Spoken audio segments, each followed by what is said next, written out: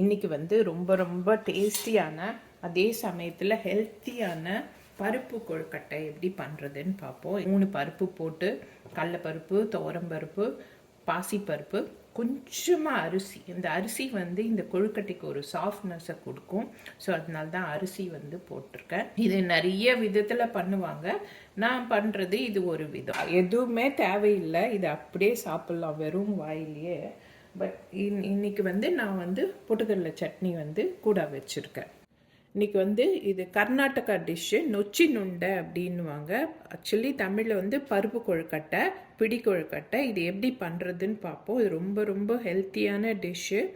இது வந்து இதுக்கு தேவையான பொருட்கள் என்னன்னு பார்ப்போம். அதுக்கு வந்து 1/4 கப்பு கடலைப்பருப்பு, 1/4 கப்பு துவரம்பருப்பு, 1/4 கப்பு பாசிப்பருப்பு, ஒரு 1.5 டேபிள் ஸ்பூன் வந்து இட்லி அரிசி எடுத்து வச்சுருக்கேன், புழுங்கல் அரிசி. இது எல்லாத்தையும் ஒரு 2லேருந்து 3 மணி நேரம் ஊற வச்சு எடுத்துக்கணும். இந்த மாதிரி ஊற வச்சு எடுத்துக்கணும். நான் இது வந்து ஒரு 3 மணி நேரமாக ஊற வச்சுருக்கேன். இது ஊற வச்சுட்டு அதை அரைக்கும்போது அதில் ஒரு 1/2 டேபிள் ஸ்பூன் ஜீரகம், ஒரே ஒரு காஞ்ச மிளகாய் இதை போட்டு கோர்ஸாக அரைக்கணும். இதை வடைக்கு அரைக்கிற மாதிரி நல்லா கோர்ஸாக அரைச்சி எடுக்கணும். இது வந்து மாவுக்கு. தாளிக்கிறதுக்கு வந்து வெங்காயம் வந்து ஒரு 1/4 கப்பு வெங்காயம் சாப் பண்ணது ஃபைனாக அது எடுத்துருக்கேன். கொஞ்சம் கருவேப்பிலை, ஒரு 1/2 டேபிள் ஸ்பூன் வந்து பச்சை மிளகாய் பேஸ்ட்டு. இது நீங்கள் வந்து பச்சை மிளகாய் பேஸ்ட் இல்லைன்னா ஒரு மிளகாயை வந்து 1 2 காரத்துக்கு ஏற்ற மாதிரி நல்லா ஃபைனாக சாப் பண்ணி எடுத்துக்கோங்க.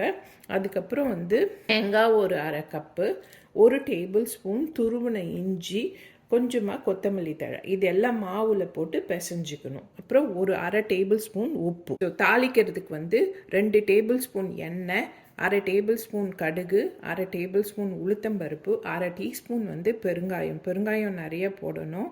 ஏன்னா இது எல்லாமே பருப்பு வகை, அதனால் பெருங்காயம் வந்து ரொம்ப முக்கியம். அது கூட வந்து வெங்காயம், கருவேப்பிலை, மிளகா பேஸ்ட் வச்சுருக்கோம் இல்லையா, நான் மிளகா பேஸ்ட் வச்சுருக்கேன். நீங்கள் மிளகா இருந்ததுன்னா பச்சை மிளகா, அதையும் போட்டு நல்லா வதக்கி இது 3 சாமானத்தையும் தாளிக்கும் போது வதக்கி மாவில் கொட்டிக்கணும். இப்போ வந்து ஊற வச்சுருந்த அந்த பருப்பை வந்து நல்லா கொரன்னு வந்து அரைச்சி எடுத்துகிட்டு வந்திருக்கேன். இங்கே பாருங்கள், இந்த மாதிரி இருக்கணும். கொஞ்சம் நல்ல பெரிய ரவை வடை பதத்தில், தண்ணி ஊற்றக்கூடாது, தண்ணி இல்லாமல் நல்ல கோர்ஸாக அரைச்சி எடுத்துக்கணும். இதில் வந்து ஜீரகமும் காஞ்ச மிளகாய் உப்பு போட்டு அரைச்சிட்டேன்.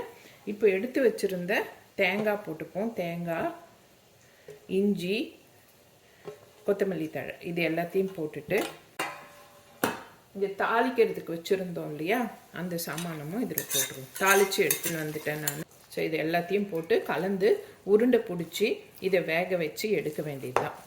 நல்லா பிசைஞ்சிட்டு உங்களுக்கு எப்படி உருண்டை வேணுமோ அது மாதிரி பிடிச்சிக்கலாம். நான் வந்து பிடி கொழுக்கட்டை மாதிரி ஓவல் ஷேப்பில் பிடிக்கிறேன். ஸோ இந்த மாதிரி எல்லாத்தையும் உருட்டிட்டு பார்க்கலாம். வந்து ஒரு ஸ்டீமர் பிளேட் எடுத்து வச்சுருக்கேன். இதில் செய்கிற பால் எல்லாத்தையும் இது மாதிரி வச்சு ஒரு ஆவியில் வந்து நீங்கள் எதில் வேணால் இட்லி பாத்திரத்தில் கூட வைக்கலாம், வச்சு 15 நிமிஷம் குக் பண்ணணும். ஏன்னா இது எல்லாமே பச்சை பருப்புங்க, பருப்பு வேகிறதுக்கு டைம் எடுக்கும். ஸோ 15 மினிட்ஸ் வந்து இதை ஸ்டீம் பண்ணி எடுக்கணும். நான் இன்றைக்கி வந்து இது கிரைண்டரில் அரைச்சேன். நீங்கள் மிக்சியில் அரைக்கலாம், இல்லை சாப்பர் இருந்ததுன்னா கூட சின்ன சாப்பரில் போட்டு அரைச்சி எடுத்துக்கலாம். அது ரொம்ப ஈஸி செய்கிறது, அதே சமயத்தில் ரொம்ப ஹெல்த்தியான டிஷ்ஷு. ஸோ இதை வேக வச்சுட்டு பார்ப்போம்.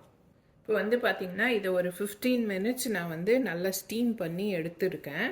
இது பாருங்கள், நல்லா சாஃப்டாக நல்லா இருக்கும். நல்லா உள்ளே வரைக்கும் வெந்திருக்கணும், அதை செக் பண்ணிக்கோங்க. ஸோ இது வந்து எனக்கு 15 நிமிஷம் ஆச்சு.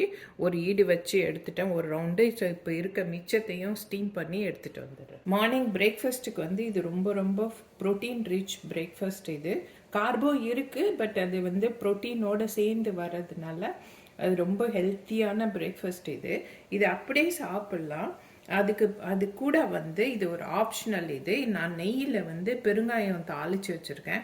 இது வந்து இது மேலே அப்படி போட்டுட்டு சாப்பிட்டா ரொம்ப வாசனையாக, ரொம்ப இதுவாக இருக்கும், ஃப்ளேவர்ஃபுல்லாக இருக்கும்.